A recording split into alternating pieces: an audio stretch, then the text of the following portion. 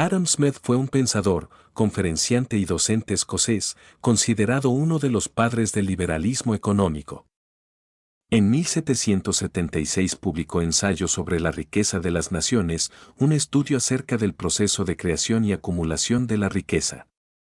Si bien ese tema ya había sido abordado por el mercantilismo y la fisiocracia, los estudios de estas doctrinas no tuvieron el carácter sistemático que presentó la obra de Smith. A partir de sus trabajos, la economía adquirió el rango de ciencia independiente de la reflexión filosófica.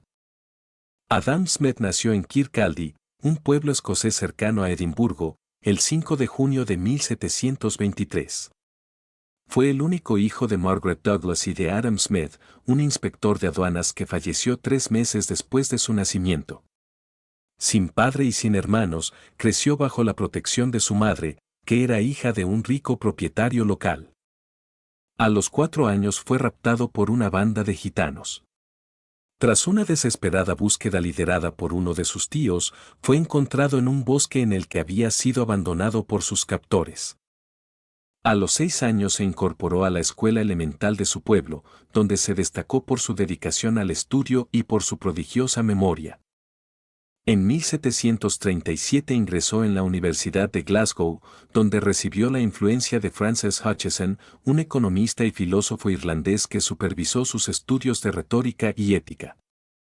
Se graduó 3 años después con excelentes notas, por lo que obtuvo una beca para cursar en el Balliol College de Oxford. En 1746 concluyó sus estudios y regresó a la casa de su madre.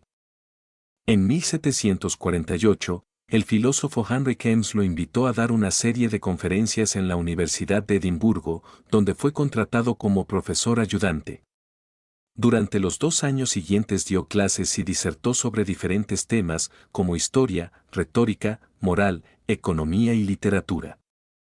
En esa época conoció a uno de los principales exponentes del empirismo, el filósofo escocés David Hume, con quien forjó una gran amistad.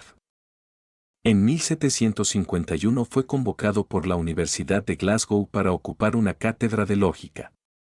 Un año después, pasó a dar clases de filosofía moral, revelándose como un excelente profesor.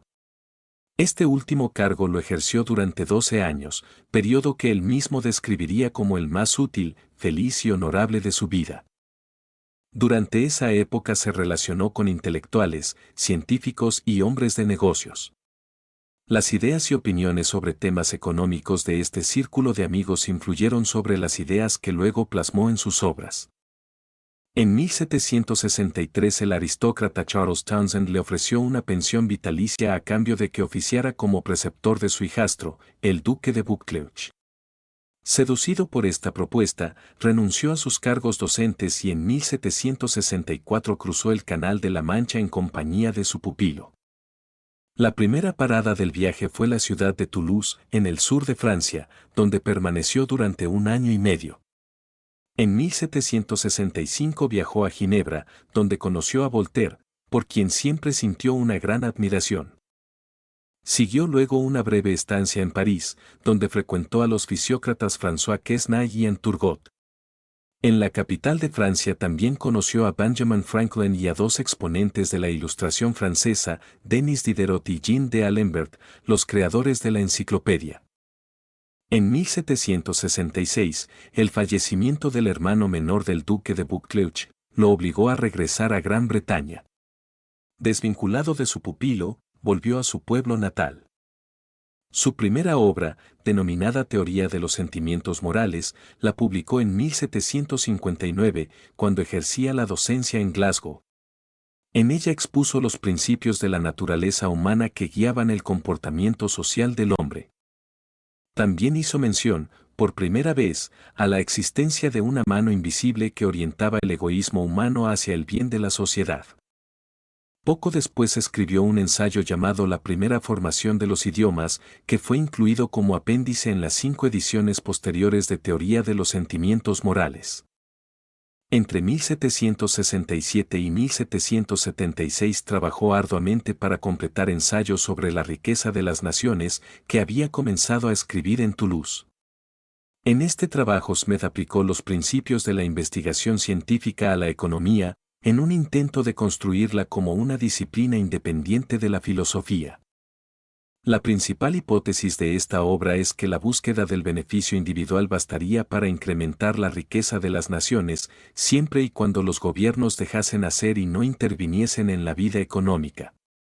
Esta idea sentó las bases del liberalismo económico, que ya estaba prefigurado en las obras de los fisiócratas.